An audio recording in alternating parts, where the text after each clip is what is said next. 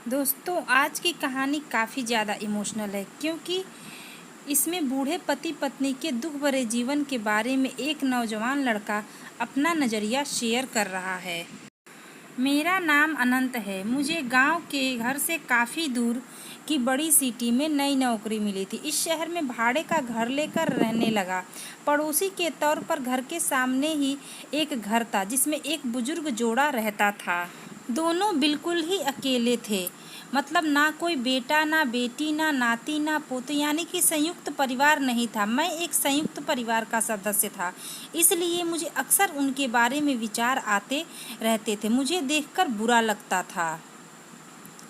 इतनी उम्र होने के बाद भी उनके देखभाल करने वाला कोई भी उनके साथ नहीं है।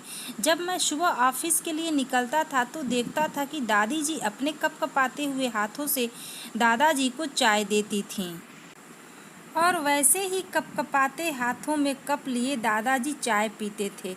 वहाँ पर रहते हुए कुछ दिन होने के बाद मुझे पता चला कि यह दोनों मिलजुल के धीरे धीरे घर के सारे काम करते थे। कोई भी उनसे जाकर बात नहीं करता था।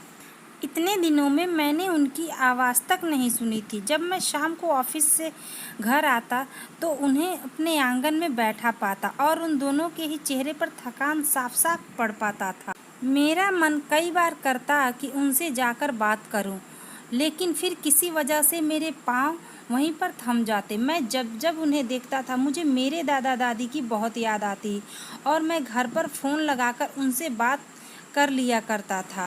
एक संडे जब मुझे ऑफिस में छुट्टी थी तो मैंने देखा दादी जी काम कर रही थी, लेकिन उन्हें रोज़ की अपेक्षा आज काम करने में कुछ ज़्यादा ही तकलीफ़ हो रही थी।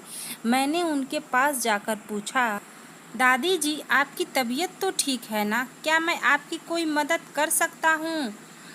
उन्होंने प्रतिक्रिया नहीं दी। मैंने दोबारा उनसे पूछा, बताइए दादी जी मैं क्या करूँ आपके लिए? उन्होंने फिर भी कोई उत्तर नहीं दिया। मुझे काफ़ी आश्चर्य हुआ।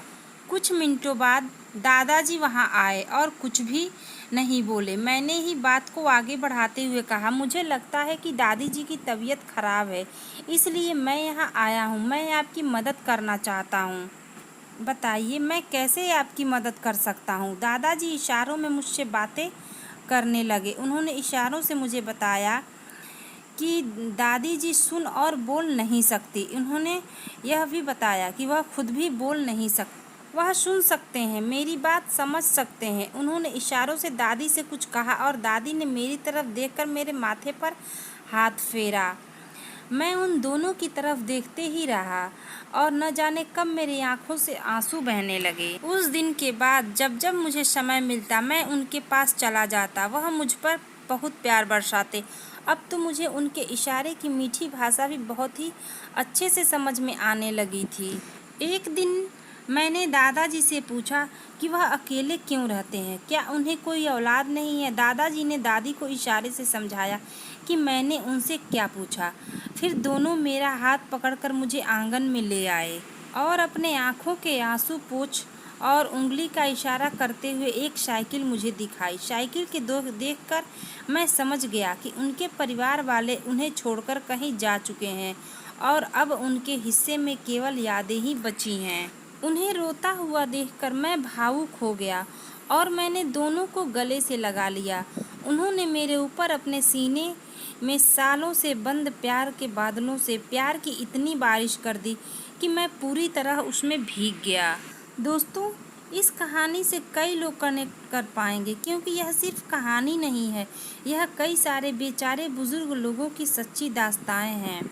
मैं बस इतना ही कहूँगी कि हर माँ बाप को अपने औलाद की उतनी ही ज़रूरत होती है बुढ़ापे में, जितनी कि हर औलाद को बचपने में अपने माँ बाप की ज़रूरत। जिस प्रकार हम लोग अपने माँ बाप के बिना बचपन में एक मिनट नहीं रह पाते या नहीं रह सकते, वैसे ही माँ बाप के मन में भी यही होता है कि मेरे बच्चे मेरे पास बैठें। इसीलिए तो कहा गया है कि बच्चे बुढ़ापे का सहारा होते हैं। अगर हम एक पेड़ भी लगाते हैं तो बाद में उससे छाँव की उम्मीद करते हैं ताकि ये पेड़ बड़ा होकर हमें छाया प्रदान करे।